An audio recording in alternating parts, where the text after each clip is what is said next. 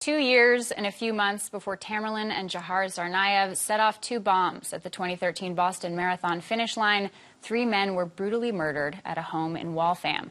The case quickly fell out of the news cycle, but local journalist and a friend of one of the victims, Susan Zalkind, kept digging. In over a decade of reporting, she's discovered links between one of the bombers and the Waltham murder victims and raised the question, if law enforcement had dug deeper in 2011, could they have prevented the Boston Marathon bombings? Susan lays it all out in her new book, The Waltham Murders. She joins me now. Hi, thank you so much for being here. So you have made connections. I think everybody remembers the tragedy of the Boston Marathon bombing, 2013. But there was this other case that you've drawn clear connections to. Can you take us to 2011 and just kind of explain just the rough outline of what happened? So you have the Boston Marathon bombing, the tragedy there, with Tamerlan Tsarnaev and his younger brother, Dzhokhar. Now, in 2011, on September 11th, 2011, there was a horrific triple homicide in Waltham. 3 men were found with their throats slit. Marijuana was dumped on 2 of the bodies. There was cash strewn around the crime scene. This was a very unusual murder. And one of those victims was Brendan Mess, who had been best friends and sparring partners with Tamerlan Tsarnaev. Another one of the victims was Erik Weissman, who had been a friend of mine. And the third victim was Rafael Teken, who was the son of a prominent Jewish spiritual leader in the greater Boston community. And at the time, so you were working at NEC, and you were at the New England Cable News, which is now NBC, and you were kind of looking for your next big story because you'd been doing a lot of crime reporting. In your book, you write about how you thought the reaction to it was very strange initially. What was the kind of report, even before you knew that you had a personal connection, what was your reaction to hearing about this story? I was an aspiring crime beat reporter. I had the first job out of college. I was working the overnight shift. And there's a lot of things I don't know, but I was familiar with crime in the Boston area. And so I was looking, and there was this murder that broke across the wire, triple homicide. Victims, their throats were slit. And I thought this was an unusual case. It's in a quiet suburban community. And then I found out one of the victims was my friend, and I thought I was done with crime reporting for good. Right, so you took a step back, right, and then what happens? The Boston Marathon bombing happens. I think everybody in this community, that was a huge event. You have the bombing, then you have the days-long manhunt. And when it turned out that the perpetrators were Tamerlan Tsarnaev and Dzhokhar Tsarnaev, that's when I first learned about the connection between Tamerlan and Brendan. And for many people close to the case, it was almost worse than the murders themselves. And I was wondering, okay, what's next? You know, the whole world is looking at Boston. Members of law enforcement on every level are paying attention to this case.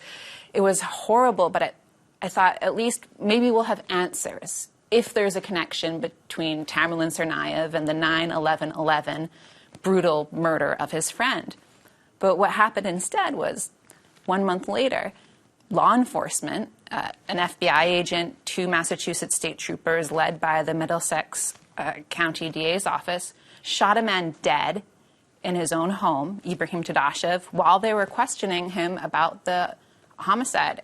And now there was reporting, but it was all anonymous sources claiming that Ibrahim Tadashev confessed and that he implicated Tamerlan and himself in the murders. But no one was saying this on record. Was it true? And why was Ibrahim killed? And that was the point where I, even as a young journalist and with a connection to this case, I couldn't look away again. And I made a promise to myself to stick with this case, to push it forward as far as I could, and to tell this story as fairly, accurately, and thoroughly as I was able. And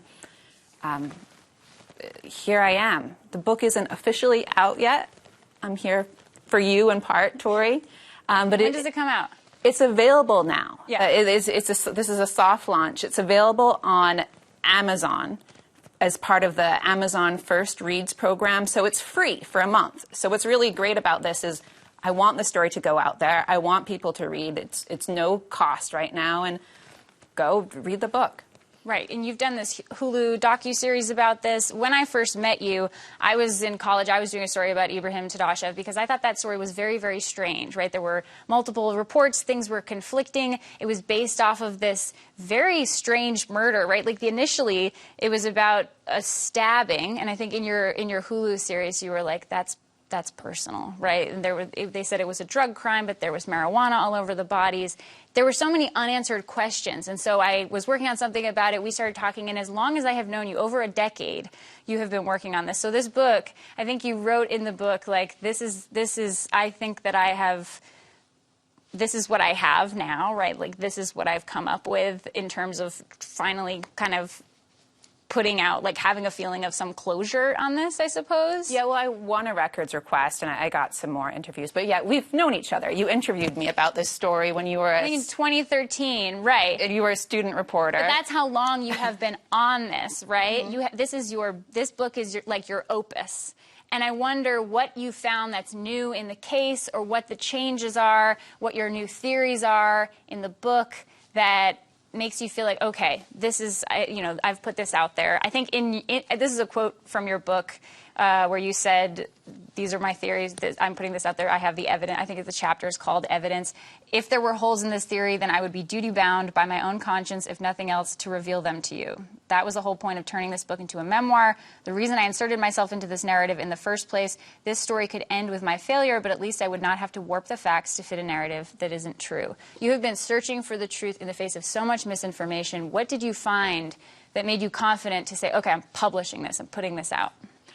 Tamerlan Tsarnaev and Ibrahim Tadashev did it. And I've established that earlier in the docuseries. There's a lot more evidence in the book. And there's financial records. There's the fact that his wife told me that Ibrahim left Boston 2 days after the murder, and then suddenly he had a lot of money. There's information after information, pieces of evidence that together there's no other logical conclusion. And right. As someone with a really close connection, you talked about this in the book, your relationship with Erik, and the time you spent together, you could talk about anything. Was it frustrating for you over the last decade, but even in the years right after the stabbing, to see the response from law enforcement, right? Because we learned later that they had records, and the FBI had been following Tamerlan for years preceding the bombing. Absolutely. So, look, Ibrahim Tadashev and Tamerlan Tsarnaev killed those 3 men. That's part of the story. Now, there's questions: what happened after the bombing? What happened before it? Why is it up to me, a journalist and a friend of one of the victims, to put forth these answers? Now, the docuseries looks at the federal case, the death penalty trial, and why the federal government and law enforcement agencies may not have put pressure on the Middlesex County to get answers after the fact. Potentially, there's a conflict of interest. What this book looks at very carefully is what happened before the bombing. Because if they caught Tamerlan Tsarnaev after the triple homicide, the Boston Marathon bombing may never have happened. So I think, this is a crime story. I think usually when people think about crime stories, they think about Whitey Bulger, basically the villains that were at large in our grandparents' heyday.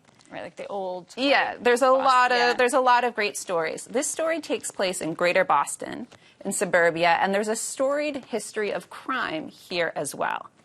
In my book, I look into that further, and I found that the victims and members of law enforcement tasked with investigating their crime were part of the same criminal milieu. Now, the case is still open. The Middlesex District Attorney is not providing any answers. And basically what they're asking is for the public to just trust that they're doing their job, with no oversight for a decade, with a murder case that's connected to the Boston Marathon bombing. And I think that raises pretty serious questions. I mean, yeah, what are you hoping will come out as a result of this book and of this research and your new findings? I mean, there's another part of this story as well, which is, as you know, I had questions about the woman who found the bodies and her other dead lovers. And I found that that was part of the story, too. So far as what's next for me, am I going to devote my whole life to this in the same way? No, but nor am I going to turn away. But I don't think it should be up to me to provide those answers. I mean, nothing I write or say can ever take the place of a statement from people in authority.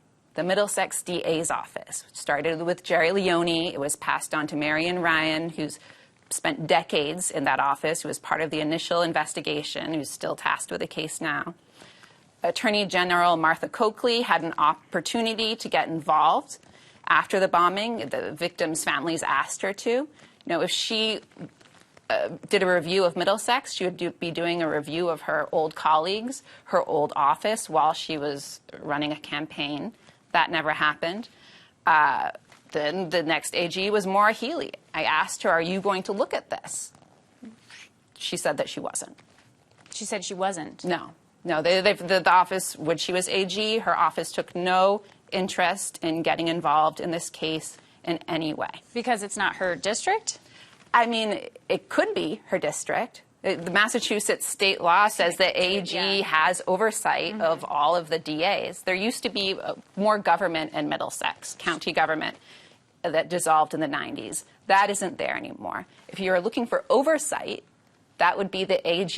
Maybe right. She's the governor now, so I think you're probably hoping that she'll look into it in that capacity. But I'm here to tell the story as truthfully and honestly and accurately as I'm able. I think we should be asking if it's okay for our DAs not to have oversight, and to remember that we elect these people into office. What's astounding to me is that there's so much in here, and it's so comprehensive, and yet there are things also that you left out. But this is, I think, you know, this is, how do you feel about this coming out after this long decade? You know, we're not officially doing publicity now, and so I'm still very much processing. There's a lot of grief. There's some satisfaction here, just knowing that I did my best at every step of the way. Great. The Waltham Murders, one woman's pursuit to expose the truth behind a murder and a national tragedy. Susan Zalkind, thank you so much for joining us. Tori Bedford. Thanks.